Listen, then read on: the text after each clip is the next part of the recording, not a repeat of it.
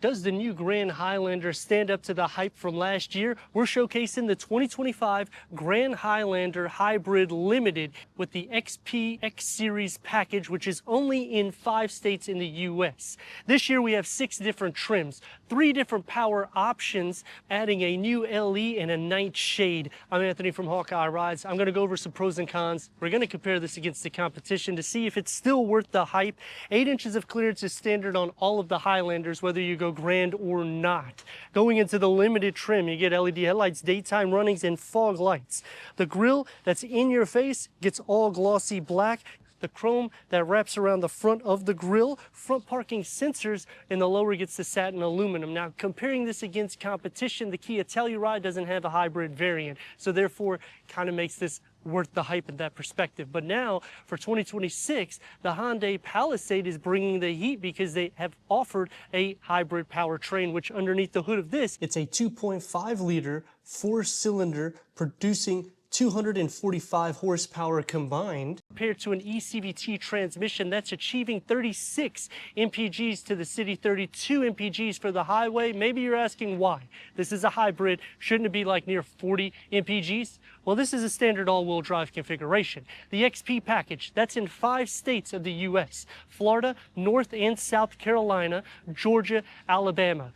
That's going to give us these 20-inch blacked out wheels. The badging is going to be blacked out with the XP badging, and if I was in one of the 5 states, I would option this package. Going against the Mazda CX-90, they offer a PHEV, which you can't get that with the Grand Highlander, and you can get full electric range when you go that route. So it's something to cross shop, but the price will be more than this, and at that price point, you may want to consider the TX Lexus, because you're going to be near a base price at that, especially once you feature it up, similar to a limited or a platinum tier on the Grand Highlander. And Honda doesn't have something the size of this. If you go into the Pilot, it's going to be a little bit smaller, and they only offer a V6 engine, which I like that a little bit better than a 4-cylinder turbo or even a hybrid powertrain. LED taillights, LED light bar on the lower roof spoiler, and the X Series package comes into play in the back. That's why all the badging is blacked out with reverse parking sensors, no 360-degree reverse camera.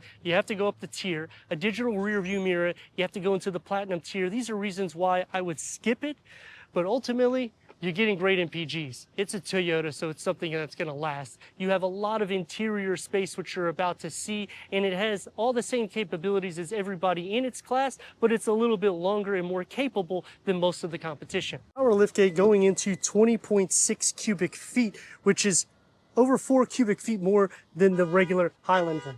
Home plug. JBL sound system, you have the LED interior lights, and the JBL comes into the tailgate. Underneath the floor, it's a little bit of storage. You get the Grand Highlander badging with the Toyota that illuminates. Split fold the 3rd row at a 40-60 split. That's going to increase cargo to 57.9 cubic feet, which is nearly 20 cubic feet more than the regular Highlander. But you will have to go into the back door in order to fold down the captain seat configuration. And it's a 2-tier fold. That will maximize cargo to 97.5 cubic feet of storage, which is over 13 cubic feet more than the Highlander. The key fob to the Grand Highlander Limited XP. Leather wrapped seats, heated ventilated seats start on this trim. 10-way power seat adjustment for the driver, 8-way power seat adjustment for the passenger. The Limited gets these skid plates, memory for the driver. We get the wood inlays that's going to be found throughout the interior of the cabin with the upgraded 11-speaker JBL sound system with a USB-C port. And you'll have a total of 7 throughout the interior of every trim. A nice storage pocket with another little storage area here for the passenger. A lot of room here, which the TX actually cleans this up. Let's fire it up.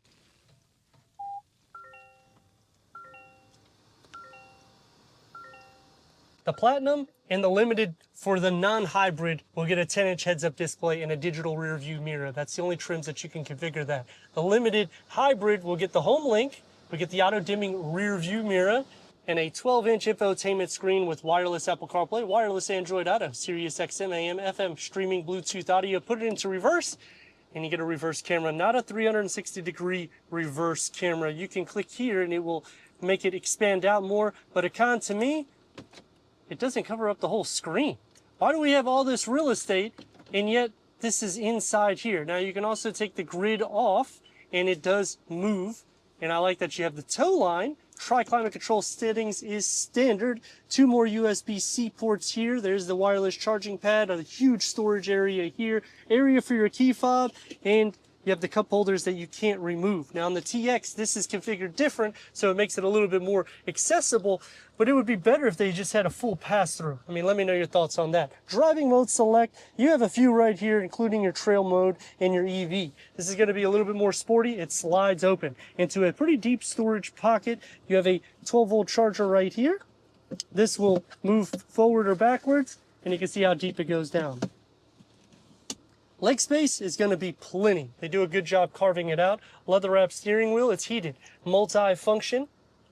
The gauge cluster is a digital reader that starts on this trim. It can be configurable. So you can go through an array of different content on both or all 3 sides. You'll just click and hold, and you can change the different content in each of the 3 settings. Over here, you'll have for your home plug and the heated steering wheel. Headroom. It's going to be more than enough at 6'3", a large panel moonroof that goes to the 2nd row, but it does neglect the 3rd row.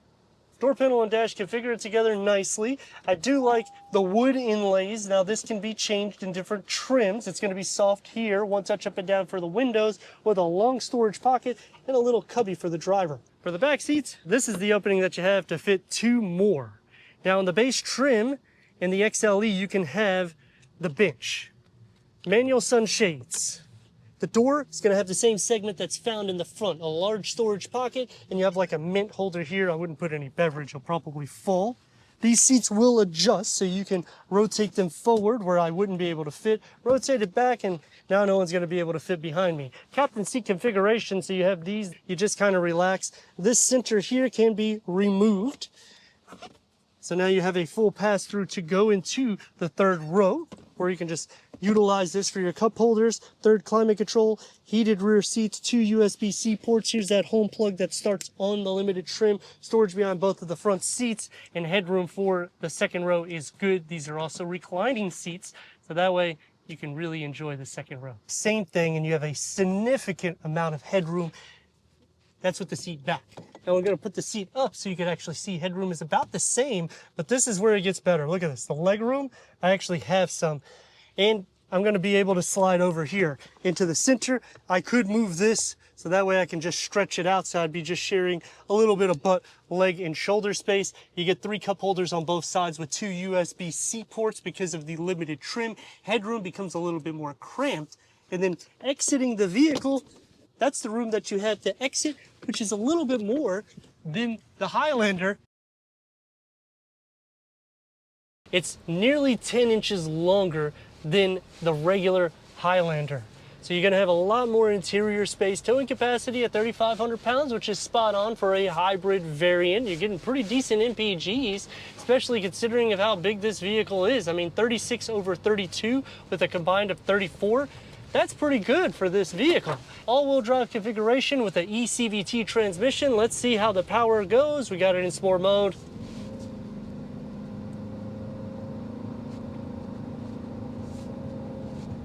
You're gonna hear the engine coming in. Maneuverability, the steering is gonna be a little bit heavy, but I kinda like that because we're in a large vehicle. I wanna be able to feel some of the imperfections in the road. You're not gonna feel a lot of them, but at least whenever you're taking some of the bends, you'll know that you're going too fast. It's gonna take me to some pros and cons. Starting off with the pros is great MPGs. You have 7 USB-C ports throughout. Limited trim gives you 2 home plugs through the interior of the cabin. You get the upgraded JBL sound system. I like the exterior color, and this is all new for the year. Some cons is the TX does it a little bit better in the center here for the front occupants.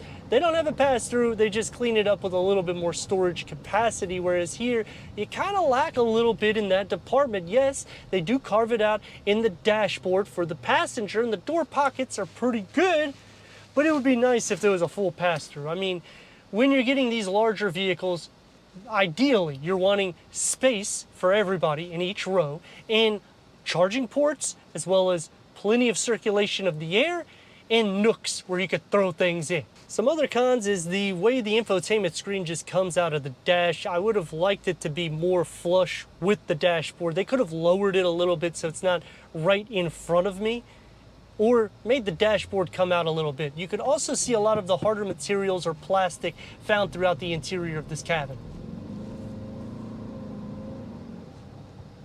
If the AMG ever decides to move, I mean, he's literally cutting me off for no reason. So now I'm going to cut him off to show you how people drive here, because it's absolutely ridiculous. They stop in the road and look at all the room he had to go forward. Now I get it, I may have done something bad too, but it's absolutely ridiculous. You don't want to have somebody behind you like that, because ultimately he just went 4 lanes, he's doing a U-turn now in the middle of the intersection.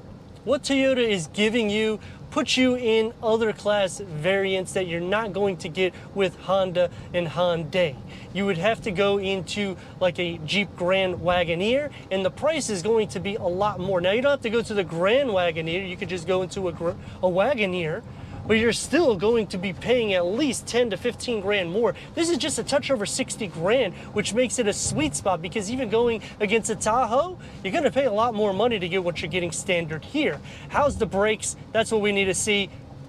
It stops on a dime. You won't have to worry about that. Toyota Safety Sense 3.0, so you have pre-collision, forward collision, pedestrian detection, lane keep assist, steer assist, adaptive cruise control, rear cross traffic alert. Now this is a hybrid, this is not the max hybrid, so don't go too crazy. A turn radius at a stop point is gonna get about 3 lanes. Let's rock and roll.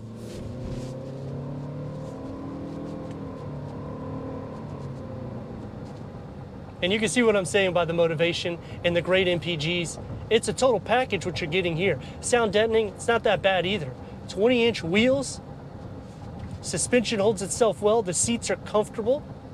I wish it had manual cushion extensions because I am tall, but they don't have any option like that. Sitting into the back seats, it does get a little bit less comfortable as you go into the 3rd row. The captain seat configuration is actually pretty good. The bench starts getting a little bit more firm. Visibility is good. You have 8 inches of clearance. And with this safety, I mean, literally, it's reading the road all around you. It's applying the brake when it feels that it's necessary. So for a safe vehicle, it ticks the box.